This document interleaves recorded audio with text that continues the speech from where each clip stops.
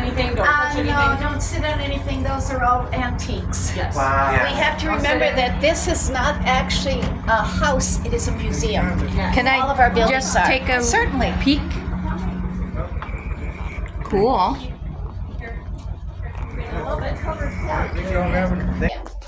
And this is what is called the Victorian parlor, formal parlor.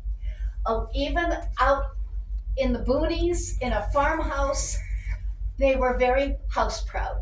So this was their formal parlor.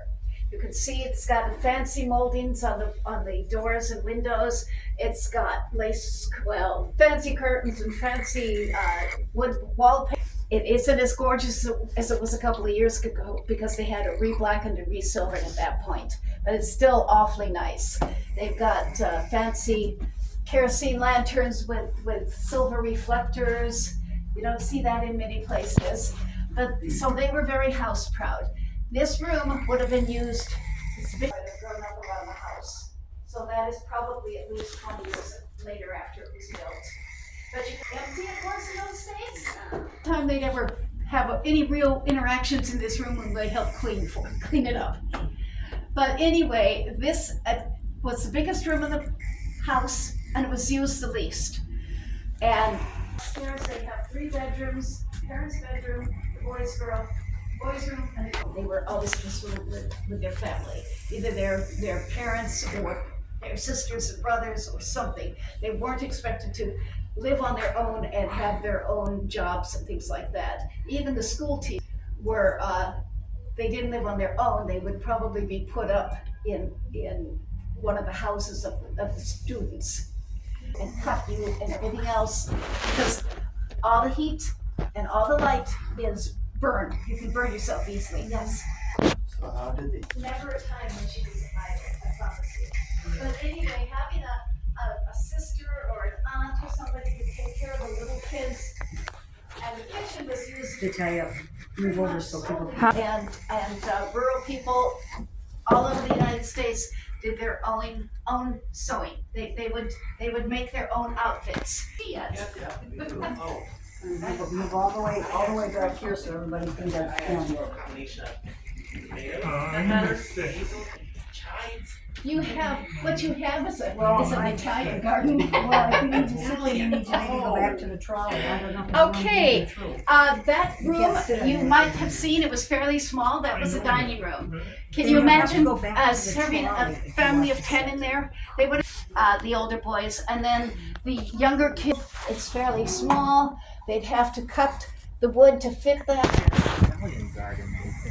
Ah, well, go straight down here.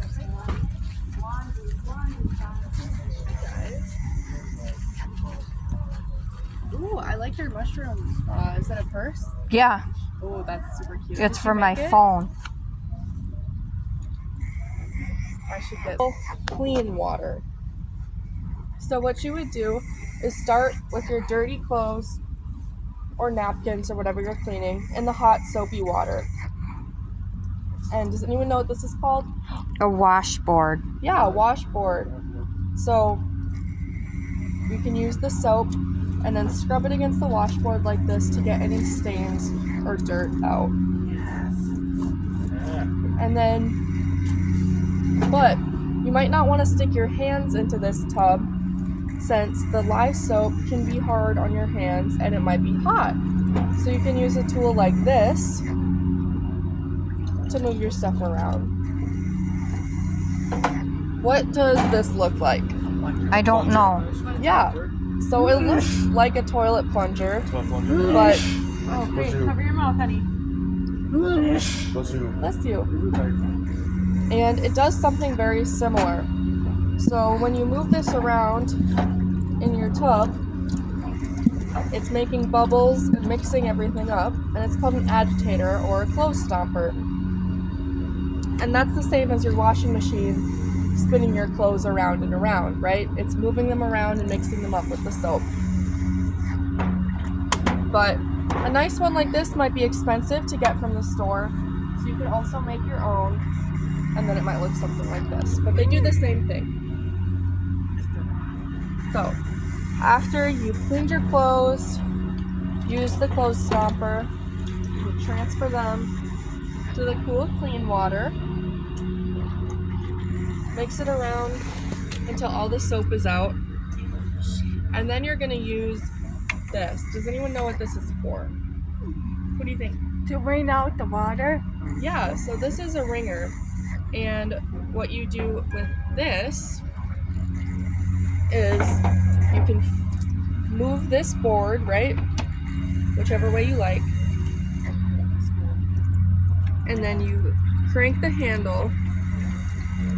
And you can see as it moves through, it wrings out the water and it hits this board and falls into this tub. So you can keep using the water as you continue to do your laundry. The other thing that we have set up is our rugs and our rug beaters. Because you wouldn't be able to use a vacuum to clean your rugs or carpets. So you can use this. So you let your rugs up on the line.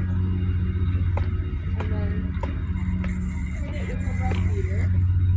And when you hit it, the dirt and dust that's collected in there is going to fly out.